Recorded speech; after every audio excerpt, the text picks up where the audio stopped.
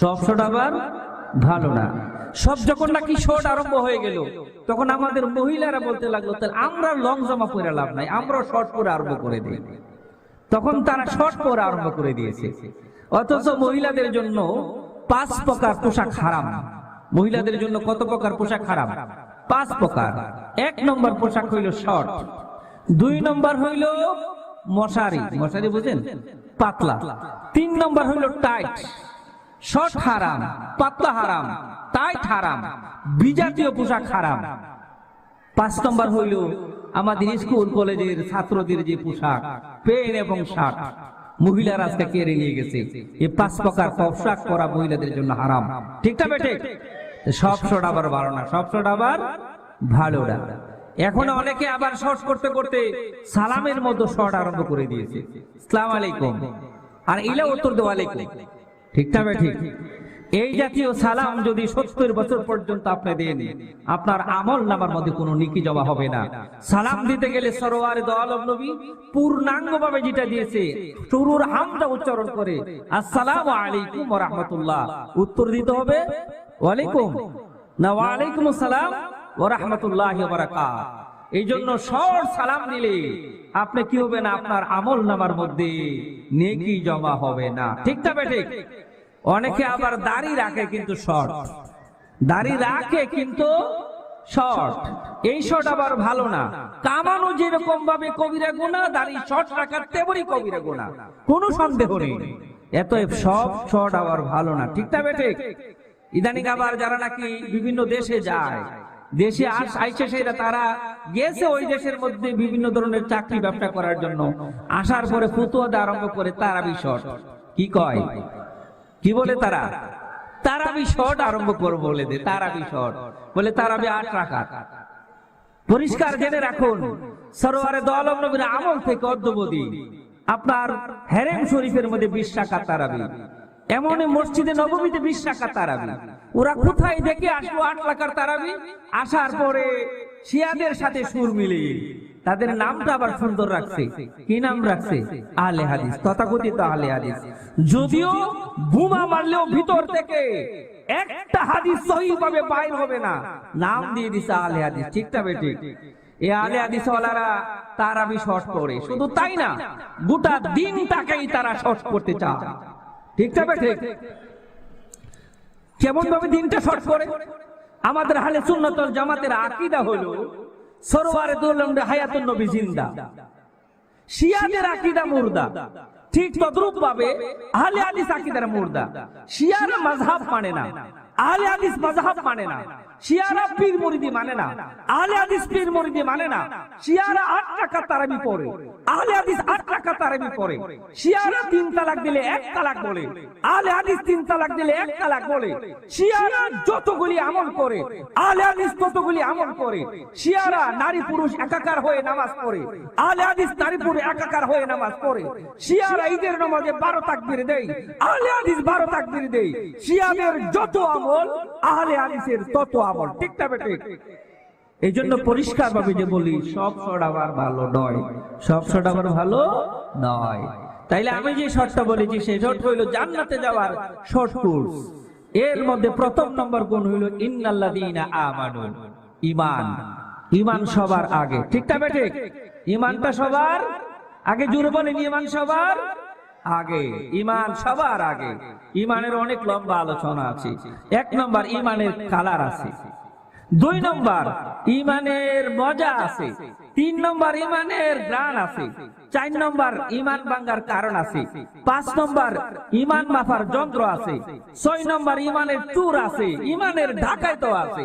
এরপর ঈমানের বিরাট বড় বড় পরীক্ষা আছে। ঈমানি পরীক্ষায় যারা উত্তীর্ণ হয় তাদের জন্য পুরস্কারও আছে। এরকম ঈমানি আলোচনা হলো 10টা। কয়টা? ঈমানের কয়টা আলোচনা? 10টা। তাইলে সংক্ষেপে যতটুকু পারা যায় আমি আপনাদের খেদমতে আলোচনাটা তুলে ধরবো। প্রথম নম্বর হলো ঈমানের কালার আছে। কালার বোঝেন তো আপনারা? কালার হইল রং। কালার কি? ঈমানের রংটা কি? কোন দেখলেই বোঝা যায় লোকটা মুমিন। কি বলেন? ঈমানের কালারটা কি? ও দেখলেই বোঝা যায় লোকগুলি মুমিন, তাকে দেখলে অন্য জাতীয় মনে হয় না, দেখলে বোঝা যায় লোকটা মুমিন। ঠিক না বেঠিক? আল্লাহু আকবার, আল্লাহু আকবার। সরওয়ারে দো আলম নবীর যেই রকম ভাবে গোটা জীবনটাকে ঢেলে সাজিয়েছেন, সরওয়ারে দো আলম নবীর ব্যক্তি জীবন, পারিবারিক জীবন, সামাজিক জীবন, রাষ্ট্রীয় জীবন তথা সরওয়ারে দো আলম নবীর আন্তর্জাতিক জীবন, গোটা জীবনটা যেমন ভাবে সরওয়ারে দো আলম নবী সুন্নাত দিয়ে ঢেলে সাজিয়েছেন, নবীজি যে আদর্শ রেখে গেছেন, এই আদর্শ দিয়ে আমাদের জীবনটা সাজানোর নাম হইল ঈমানের রং। জোরে বলেন সুবহানাল্লাহ। আল্লাহ তাআলা কালামে পাকের মধ্যে পরিষ্কার ইরশাদ করেছেন, সিবগাতাল্লাহ, সিবগাতাল্লাহ, ওয়া মান আহসানু মিনাল্লাহি সিবগা ওয়া নাহনু লাহু আবিদুন। আল্লাহর রঙে রঙ্গিত হও। আল্লাহর রঙের চেয়ে উত্তম রং আর কোনো কিছু নাই। আল্লাহর রঙে রঙ্গিত কিভাবে হব? সরওয়ারে দো আলম নবী মাথার চুল থেকে ধরে পায়ের নখ পর্যন্ত সরওয়ারে দো আলম নবী নিজের দেহটাকে যেমন ভাবে সাজাইছেন, আমরা সরওয়ারে দো আলম নবীর মতোই আমরা আমাদের দেহটাকে সাজাবো, ঠিক না বেটি? সরওয়ারে দো আলম নবী যেই রকম ভাবে মাথার মাঝে চুল রাখছে, আমরা এমন চুল রাখবো দুনিয়ার কোন নায়কের মতো, কোন খেলোয়াড়ের মতো চুল রাখবো না। চুলগুলি রাখবো আমার নবীর মতো, ঠিক না বেটে? ঠিক না বেটে? হাইরে আজকে মুসলমানের বাচ্চা হইয়া সরওয়ারে দো আলম নবীর মতো চুল রাখে না, খেলোয়াড়ের মতো চুল রাখে, নায়কের মতো চুল রাখে। ও না না না না, ইমানের কালার যদি লাগাইতে চাও, সরওয়ারে দো আলম নবী এরকম ভাবে চুল রাখছে, আমাদের চুলগুলি এমনই ভাবে রাখতে হবে, ঠিক না বেটি? সরওয়ারে দো আলম নবী মাথার মধ্যে টুপি পরছে। হাইরে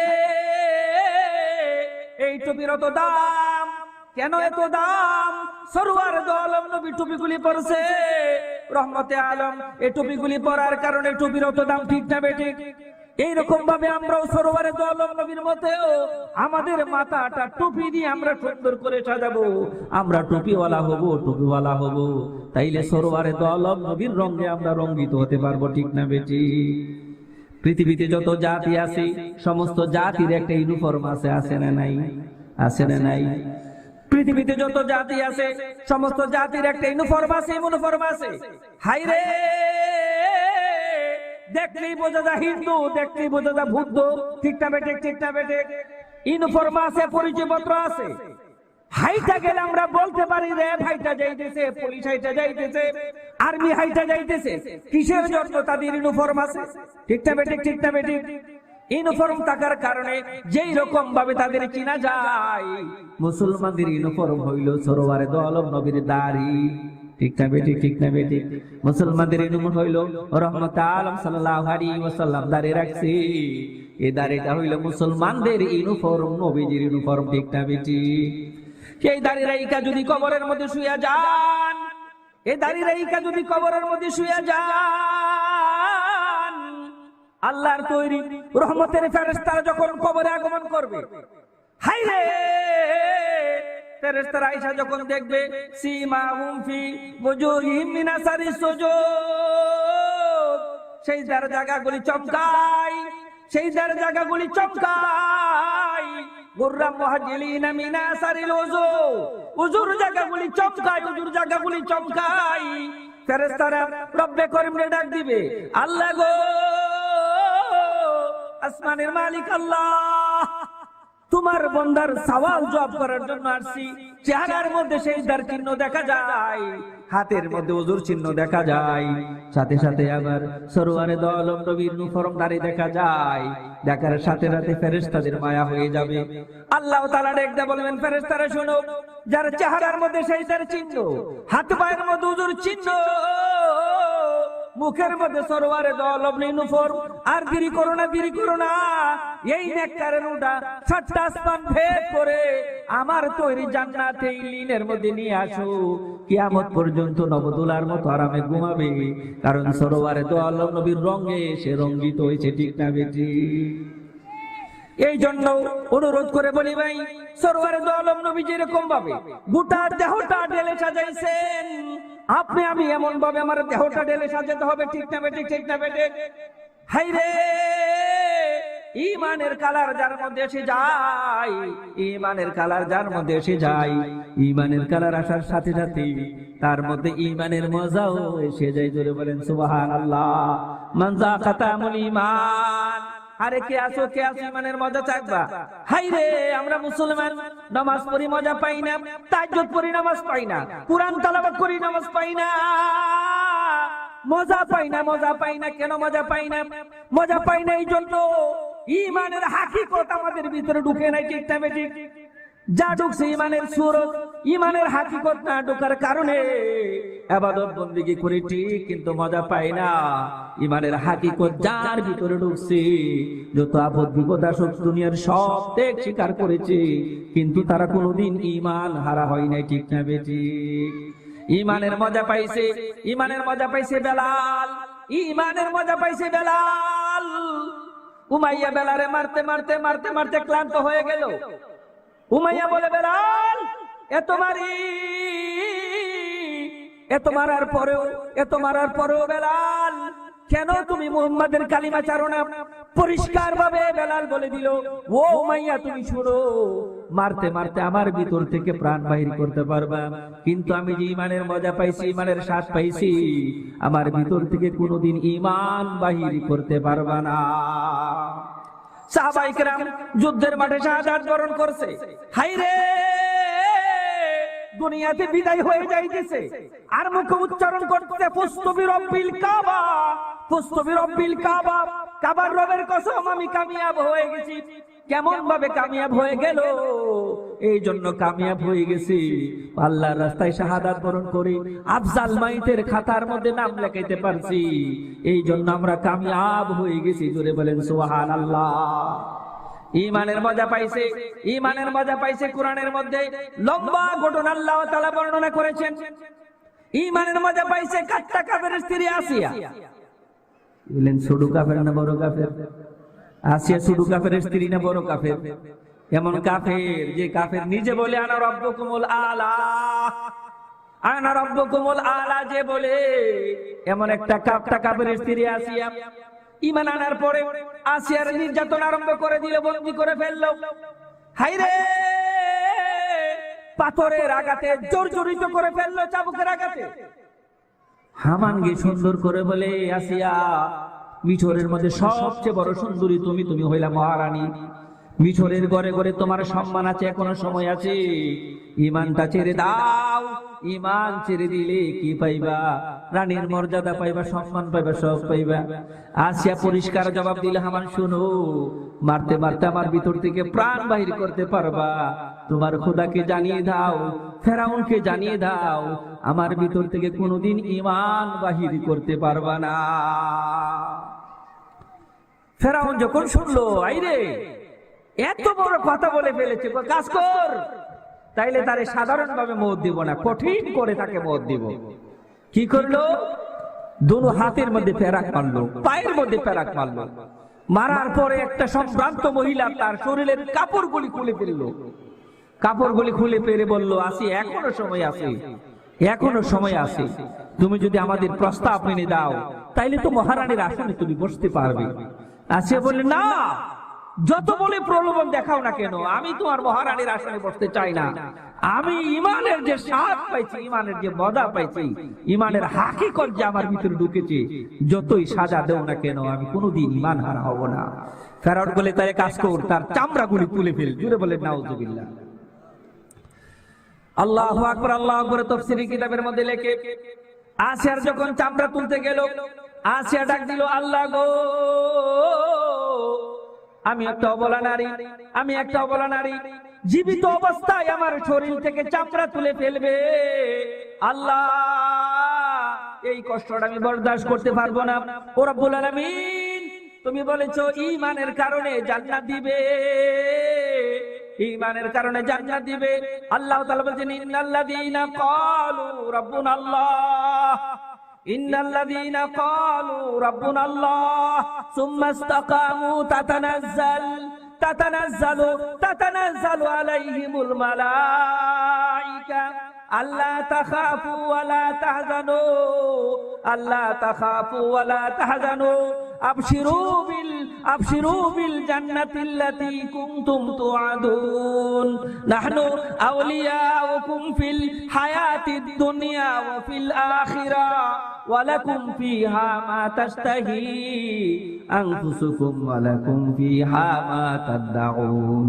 যারা ঈমানদার, যারা আল্লাহওয়ালা, যারা আফজাল মওতের প্রতীক, তাদের যখন নাকি মওতের সময় হয়ে যায়, তাদের যখন মওতের সময় হয়ে যায়, তাতানাজ্জালু আলাইহিমুল মালাইকা রব্বে কারীম, রব্বে কারীম, তাদের জন্য স্পেশাল ফেরেশতা পাঠান। ফেরেশতারা আয়েশা বলে, আল্লাহ তাখাফু ওয়ালা তাহজানু, তোমাদের কোনো ভয় নাই, তোমাদের কোনো পেরেশানি নাই। আবশিরু বিল জান্নাহ, জান্নাতের সুসংবাদ আমরা দিয়ে দিছি। ফেরেশতারা তাদের সামনে জান্নাত তুলে ধরে, ফেরেশতারা যখন নাকি জান্নাত তুলে ধরে, আল্লাহর ওলিরা জান্নাত দেখতে দেখতে দুনিয়াতে বিদায় হয়ে যায়। আল্লাহর ওলিরা জান্নাত দেখতে দেখতে বিদায় হয়ে যায়। এবার আসিয়া আল্লাহর যখন নাকি ডাক দিল, রব্বে কারীম, আসমানের মালিক আল্লাহ, ঈমানের কারণে তুমি তো জান্নাত দেখাইবা, আল্লাহ দুনিয়ার মধ্যে আমি জান্নাত দেখতে দেখতে দুনিয়াতে বিদায় হইতে চাই। একজন আসিয়ার কান্নার কারণে আসমানের সবগুলি দরজা খুলে গেল। আল্লাহ তাআলা জিবরাইল সালাতু ওয়াস সালাম ডাক দিলেন, জিবরাইল, ও জিবরাইল, আর দেরি করো না, আর দেরি করো না, যাও যাও যাও, আমার আসিয়ার সামনে জান্নাত তুলে ধরো। আসিয়ার সামনে যখন নাকি জান্নাত তুলে ধরলো, হযরত আসিয়া কালিমা পড়তে পড়তে দুনিয়াতে বিদায় হয়ে গেল। জোরে বলেন সুবহানাল্লাহ। এই জন্য ঈমানের মজা যারা পাইছে, ঈমানের মজা যারা পাইছে, যতই অত্যাচার আসুক, যতই নির্যাতন আসুক, যত কষ্টে আসুক, নির্যাতনের মোকাবেলা করবে, ধৈর্য ধারণ করবে, সবর করবে, তারপর ঈমান হারা তারা হবে না। ঠিক না বেঠিক? আমরা তো এমন মুসলমান, সাধারণত একটা ভুঁড়ের জন্য ঈমান বিক্রি করে ফেলি। ঠিক না বেঠিক? ঠিক না বেঠিক? খ্রিস্টানদের ভাতা পাওয়ার জন্য হাজার হাজার মুসলমান খ্রিস্টান হয়ে যায়। হযরতে সাহাবায়ে কেরাম দেখাই দিয়ে গেছেন, সারা পৃথিবী যদি তাদের পায়ের নিচে ঢেলে দেওয়া হয়েছে, তারা কোনোদিন ঈমান হারা হয় নাই। ঠিক না বেঠিক? ঈমানের যেরকম ভাবে মজা আছে, ঈমান যেরকম ভাবে মজা আছে, ঠিক তদ্রূপ ভাবে ঈমানের আবার কি আছে? ঈমান বড় ধাম, ঈমান বড় ধাম। দামি জিনিসের চুরও আছে, ডাকাইতো আছে, আছে না নাই? আছে না নাই? আছে না নাই? দামি জিনিসের চুরও আছে, ডাকাইতো আছে, দামি জিনিসের চুরও আছে, ডাকাইতো আছে। ঠিক না বেঠিক? ঠিক না বেঠিক? মুসলমান ওযু ভাঙার কারণ জানে, নামাজ ভাঙার কারণ জানে, রোজা ভাঙার কারণ জানে, মুসলমান ঈমান ভাঙার কারণ জানে না। ঠিক না বেঠিক? ঈমান ভাঙার মুসলমান কারণ জানে না। বহু কারণে মুসলমানদের ঈমান ভেঙে যায়। আজকে মুসলমান ঈমান ভাঙার কারণ জানে না। অনেক মুসলমান আছে শিরকি জাত করে ফেলে, অনেক শিরকি সিফাত করে, অথবা শিরকি ইবাদত করে, শিরকি আদব করে ফেলে, জানেই না তারা কিভাবে শিরিক করছে আর কিভাবে ঈমানটা ভেঙে যাচ্ছে। এই জন্য শুধু একটা ঈমান চোরের ঈমান ভাঙার একটা কারণ শুধু আপনাদের খেদমতে তুলে ধরি। হিন্দুরা আল্লাহ বিশ্বাস করে, করে কি করে না? হিন্দুরা আল্লাহ বিশ্বাস করে না? আল্লাহ বিশ্বাস করে, এই জন্য 12 মাসে 13টা পূজা করে, স্বর্গ নরক বিশ্বাস করে, করে কি করে না? মরার পরে চিতাই পুইরা বলে যে স্বর্গে পাঠায় দিলাম। জান্নাত জাহান্নাম বিশ্বাস করে, স্বর্গ নরক মানে জান্নাত জাহান্নাম। তাইলে হিন্দুরা কি মুমিন? কি বলেন? হিন্দুরা মুমিন? হিন্দুরা মুমিন না কেন? এরা শিরিক করে আল্লাহর সাথে। ঠিক না বেঠিক? অনেকগুলি দেব দেবী শিরিক করার কারণে, শরীক করার কারণে তারা হইল মুশরিক। তারা মুশরিক, তারা মুমিন না। হিন্দুরা যে কাজটা করলে মুশরিক হয়, এই কাজটা যদি আমরা কোন মুসলমানরা করে, সে কামেল পীর হবে। কি করেন? কি বলেন? তার ঈমানের মধ্যে ঘাটতি আসবে কি আসবে না? ঘাটতি আসবে কি আসবে না? তাইলে ছোট্ট একটা বিচার শুধু আমাদের উপর আমরা দেব, আমরা নিজেরা সংশোধন হওয়ার জন্য। হিন্দুরা তাদের ধর্মগুরুর পূজা করার জন্য সুন্দর করে একটা মন্দির বানায়। বানায় কি বানায় না? বানায়। আমরাও আমাদের ধর্মগুরু যারা আছে, আমাদের ওলিদের পূজা করার জন্য সুন্দর করে একটা মাজার বানাই। বানাই না? ওরা মন্দির বানায়, আমরা মাজার বানাই। ওরা কি করে? সুন্দর করে একটা মূর্তি বানায়। মূর্তি বানায়, মূর্তিটাকে সুন্দর করে শাড়ি দিয়ে ঢাকে। আমরাও কি করি? একটা মাজার বানাই, মাজার দিয়ে চাদর দিয়ে ঢাকি। ঠিকটা বেঠিক? তারা শাড়ি দিয়ে ঢাকে, চাদর দিয়ে আমরা ঢাকি। তারা বাঁশ দিয়ে দাঁড়া করে রাখে, আমরা বাঁশ দিয়ে শোয়াই রাখি। বেশ কম শুধু দুটোকে। ঠিক না বেঠিক? তারা কি করে? তারা তাদের মূর্তির সামনে গিয়ে প্রণাম করে। আমরা এরকম আছি, আমাদের মাজারের সামনে গিয়ে প্রণাম তো দূরের কথা, অনেকে সেজদাও দেয়। ঠিক না ঠিক? প্রণামও করে, সেজদাও দেয়। অনেক হিন্দুরা কি করে? সেখানে তাদের সামনে গিয়ে ভোট পড়ে। কি বলেন? পরে কি পড়ে না? আমরা ভোট পড়ি আমাদের ওলিদের মাজারের মধ্যে গিয়ে, আমরাও কাওয়ালি গাই। কি বলেন? তারা ভোট পরে, আমরা কি গাই? কাওয়ালি গাই। এরা রাত্রে বেলা হইলে মোমবাতি আগরবাতি ধরায়, আমরাও আমাদের মাজারে মোমবাতি আগরবাতি ধরাই। ধরাই কি ধরাই না? আমরাও মোমবাতি আগরবাতি ধরাই। ওরা হিন্দুরা কি করে? মায়ের সেই এই মূর্তির সামনে গিয়ে বলে, মূর্তির সামনে গিয়ে ক্ষমতা চায়। কি বলে? ক্ষমতা চাই, ব্যবসার উন্নতি চাই, ছেলে চাই। এগুলি চাই কি চাই না? আমরাও মাজারে গিয়ে বলি, বাবা তুমি আমাকে এবার মন্ত্রী এমপি বানিয়ে দাও, আমার একটা সন্তান দাও, আমার রোগ মুক্তি করে দাও, আমার ব্যবসার বরকত দাও। বাবার কাছে গিয়ে বলি। বলি কি বলি না? আরে বলি কি বলি না? বলি। হিন্দুরা সকালবেলা মহাপ্রসাদ বিতরণ করে, আমরাও সকালবেলা মহা তাবারক বিতরণ করি। কি বলেন? করে কি করি না? আরে করে কি করি না? হিন্দুরাদের যা আমাদের প্রায় সেম। ঠিক না বেঠিক? শুধু দুইটা জিনিস পার্থক্য আছে, ওদের মধ্যে মা বেশি আর আমাদের মধ্যে বাবা বেশি। ঠিক না বেঠিক? আরেকটা হইল, দুঃখের সাথে বলতে হয়, হিন্দুরার মধ্যে দুইটা জিনিস নাই যেটা আমাদের পূজার মধ্যে আছে। হিন্দুরা নারী পুরুষ একাকার হয়ে নাচানাচি করে না। কি বলেন? করে? হিন্দুরা কি তাদের মন্দিরে নারী পুরুষ একাকার হয়ে নাচানাচি করে? করে না। কিন্তু আমাদের উরুসগুলির মধ্যে নারী পুরুষ একাকার হয়ে নাচানাচি করে। করে কি করে না? আমাদের উরুসগুলির মধ্যে নারী পুরুষ একাকার নাচানাচি করে। ইদানিং তো আরো ডেভেলপ হয়েছে নাচানাচি, নাম দিয়েছে জিক্রে সামা। জিক্রে সামার মধ্যে যা জিকির করা হয় সবগুলি কোনো না কোনো নায়ক নায়িকার গান। জুড়ে বলেন নাউজুবিল্লাহ। এই গানগুলির সংস্কার করে জিক্রে সামা নাম দিছে। নকলি কপুর কবিনী শুধু একটা কলি আপনাদের বলি, কাল শাখা ফেকে দঙ্গ সেই হিলেকে যায় জাগারে হিলেকে ডাঙ্গম ব্যাগে না। আচ্ছা, কাল সাপে কামড় দিলে জানলে না মানে এটা আল্লাহর জিকির। কি বলেন? এটা আল্লাহর জিকির। এটা আল্লাহর জিকির হইল। আর হিডি ক হু হু হু কোন আল্লাহর নাম? কি বলেন আপনারা? কাহিরে হি বহলে যাহারে কাহালে কহিরা গাছে গে দঙ্গ সগন না গা গা গা গা হাইরে সেই দঙ্গ সগন কহিরা কেঙ্গে ন গো গো গো গো গো গো আমার জীবন কহিল না গো, আমার মোহরন কহিল না গো, যাহারে হিলে গে না গো বেগে না। আল্লাহর জিকির। কি বলেন? এটা আল্লাহর জিকির। তাইলে হিন্দুরা এটা করে না, আমরা করি। ঠিক না বেঠে? আরেকটা জিনিস, হিন্দুরা গাঞ্জার আসর বসাই না, আমরা গাঞ্জার আসর বসাই। ঠিক না বেঠে? আমরা গাঞ্জার আসর বসাই। গাঞ্জার আসর বসাইয়া এরপরে তো এমন অবস্থা করেছি, এখন তো একথা বলতে আরম্ভ করে দিয়েছে যে গাঞ্জা যদি সিদ্ধি না খা শুদ্ধ হবে না, শুদ্ধ না হইলে উলি হওয়া যাবে না। জোরে কন্যা নাউজুবিল্লাহ। সিদ্ধি না খাইলে উলি হওয়া যাবে না। আপনারা কি মনে করেন নেশাখোররা আল্লাহর ওলি?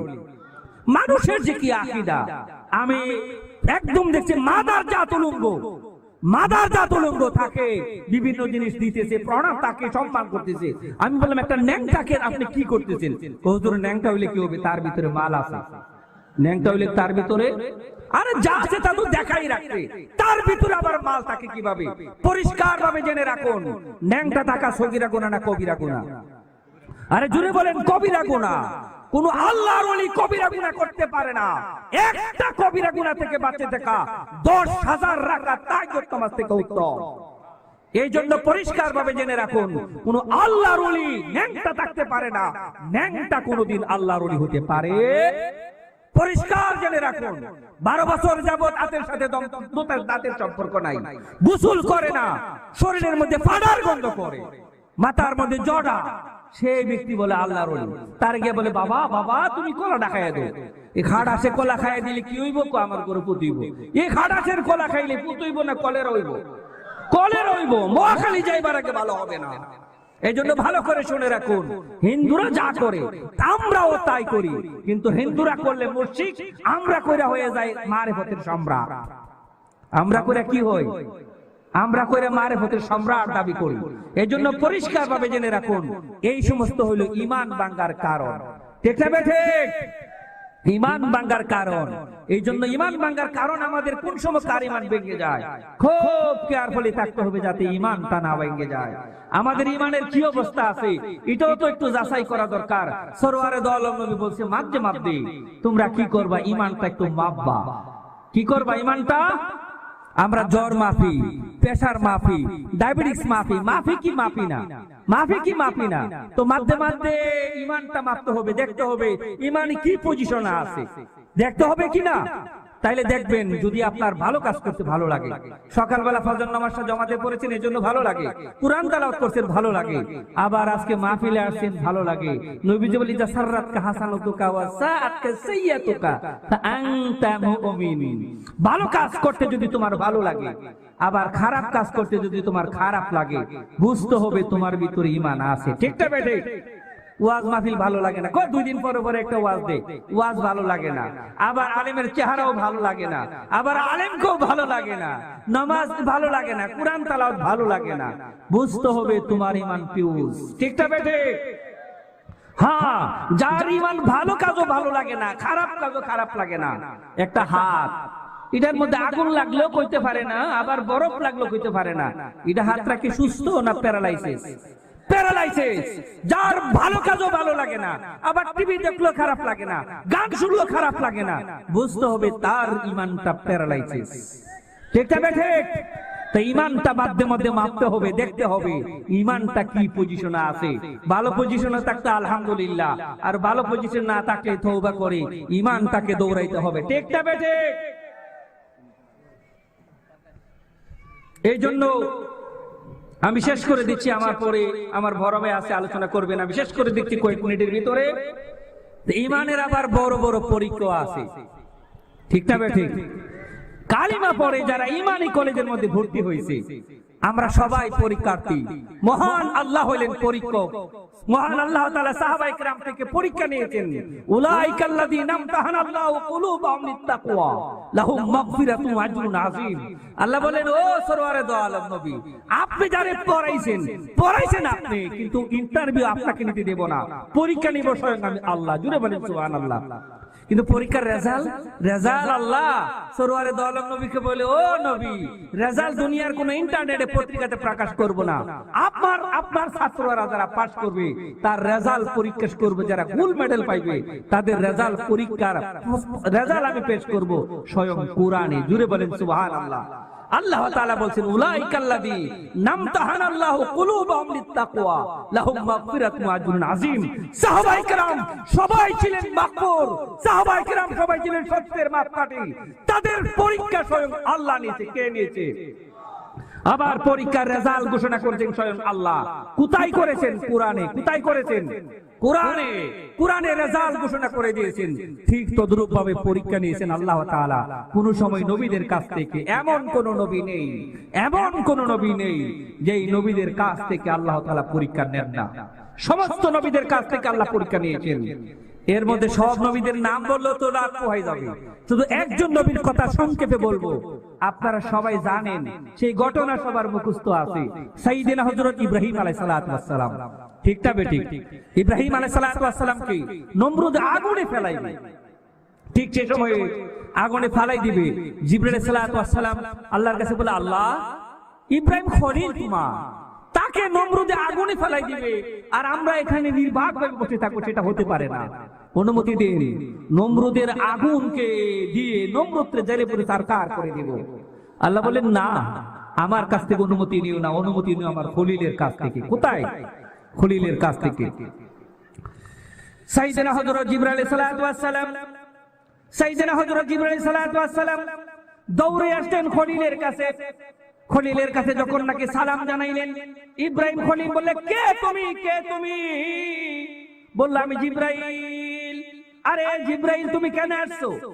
ও ইব্রাহিম, নমরুদে তোমার আগুনে ফেলায় দিবে, আমরা জিবরাইল বরদাস্ত করতে পারি না, তুমি যদি অনুমতি দাও নমরুদের আগুন দিয়ে নমরুদের উপরে সরকার করে দিব। সাইয়েদনা হযরত ইব্রাহিম আলাইহিস সালাতু ওয়াস সালাম বললেন, জিবরাইল, আমি তো তাওহীদের মুরাকাবায় বসা, আমি তো কোনো শিরিক করতে পারি না, আমি কেন তোমার কাছে সাহায্য চাবো? আমি যদি তোমার কাছে সাহায্য চাই, আমার মধ্যে আর নমরুদের মধ্যে কোনো পার্থক্য থাকে না। আমি একমাত্র সাহায্য চাই, ইয়াকা নাবুদু ওয়া ইয়াকা নাস্তাঈন। রব্বে কারীমের কাছে সাহায্য চাই। আসমানের মালিক আল্লাহ, আসমানের মালিক আল্লাহ আমার সাহায্য করবে। দুনিয়ার কারো কাছে, জিব্রাইল তোমার কাছে আমি সাহায্য চাই না, আমি সাহায্য চাই একমাত্র আল্লাহর কাছে। কার কাছে? আল্লাহ তাআলা ডাক দিয়ে বলেন, জিব্রাইল, ও জিব্রাইল, আমার খলিল ঈমানি পরীক্ষার মধ্যে পাস করছে, আমার খলিল ঈমানি পরীক্ষার মধ্যে পাস করছে। দেরি করো না, দেরি করো না, যাও। ইব্রাহিম খলিলকে তারা কাফন খুলে ফেলবে, আমার নবীকে উলঙ্গ করতে দেব না, আমার নবীকে উলঙ্গ করতে দেব না, যাও যাও। জিব্রাইল বলে, এত দ্রুত জমিন থেকে 7টা আসমান ভেদ করে, সিদরাতুল মুনতাহা ভেদ করে, আল্লাহর তৈরি জান্নাত থেকে জান্নাতের পোশাক আইনা ইব্রাহিম আলাইহিস সালাতু ওয়াস সালামকে আগুনে ফেলাবার পূর্বেই আমি তার গায়ের মধ্যে পরাই দিলাম। যদি বলেন সুবহানাল্লাহ। ইব্রাহিম আলাইহিস সালাতু ওয়াস সালাম ঈমানি পরীক্ষার মধ্যে গোল্ড মেডেল পাইছে। ইব্রাহিম আলাইহিস সালাতু ওয়াস সালাম ঈমানি পরীক্ষার মধ্যে গোল্ড মেডেল পাইছে। পাওয়ার কারণে আল্লাহ তাআলা বলছেন, ও ইব্রাহিম, তোমারে মানব জাতির ইমাম বানাই দিলাম, ইমাম বানাই দিলাম, সারা পৃথিবীর ইমাম। ইহুদিরাও সরওয়ারে তো ইহুদিরাও ইব্রাহিম আলাইহিস সালাতু ওয়াস সালামকে নবী মানে, খ্রিস্টান ইব্রাহিম আলাইহিস সালামকে নবী মানে, মুসলমানরা শুধু নবী মানে না, মুসলমানরা জাতির পিতাও মানে। ঠিক না বেঠিক? ঠিক না বেঠিক? কেন কেন কেন? ঈমানি পরীক্ষার মধ্যে পাস করছে। ঈমানি পরীক্ষার মধ্যে পাস করার কারণে আল্লাহ তাআলা হযরত ইব্রাহিম আলাইহিস সালাতু ওয়াস সালামকে এত বড় মর্যাদা দিয়েছে। ঠিক না বেঠিক? এই জন্য ভাইও, 1 নম্বর হইল ঈমান। জান্নাতে যাওয়ার 1 নম্বর কি? ঈমান। দ্বিতীয় নম্বর হইল আমিলুস সালিহাত। দ্বিতীয় নম্বর হইল নেক আমল। দ্বিতীয় নম্বর কি? নেক আমল। দুইটা লাগবে, শুধু ঈমান সাথে আবার কি? নেক আমল। ইন্নাল্লাযীনা আল্লাহ তাআলা পরিষ্কার ভাবে বলতেছেন, তোমরা কি করবো? যদি ঈমান আনয়ন করো, ঈমান আনার পরে যদি নেক আমল করো, নেক আমল করলে আল্লাহ তাআলা বলেন, তোমাদেরকে আমি সাধারণ জান্নাত দেব না, তোমাদের দিব জান্নাতুল ফিরদাউসি নুজুলা। জুড়ে বলেন সুবহানাল্লাহ। জান্নাতুল ফিরদাউসের মেহমান বানাইবো, জান্নাতুল ফিরদাউসের মেহমান বানাইবো। আল্লাহু আকবার, আল্লাহু আকবার। মানুষ মনে করতে পারে জান্নাতুল ফেরদাউসের মেহমান বানাইলে মনে হয় কিছুদিন পরে আবার মেহমানকে ঘর থেকে বাইর করে দিবে। আল্লাহ বলে না, খালিদিনা ফিহা, অনন্তকাল সেখানে থাকবে, অনন্তকাল সেখানে থাকবে। সেই জান্নাতে তোমাদের বাইর করবে না। এই জন্য জান্নাতে যাওয়ার কোর্স হলো কেবলমাত্র 2টা। কয়টা? কয়টা? কয়টা? 2টা। 1 নম্বর হলো ঈমান, দ্বিতীয় নম্বর হলো নেক আমল। ঈমান এবং নেক আমল থাকলে আল্লাহ রাব্বে কারীম আমাদেরকে জান্নাতুল ফেরদাউস দান করবে। জুড়ে বলেন আমিন। আল্লাহ তাআলা আমাদেরকে বলনেওয়ালা শুননেওয়ালা সবাইকে এই সংক্ষিপ্ত আলোচনার উপর আমল করার তৌফিক দান করুক। ওমা আলাইনা ইল্লাল বালাগ। আসসালামু আলাইকুম ওয়া রাহমাতুল্লাহি ওয়া বারাকাতুহু।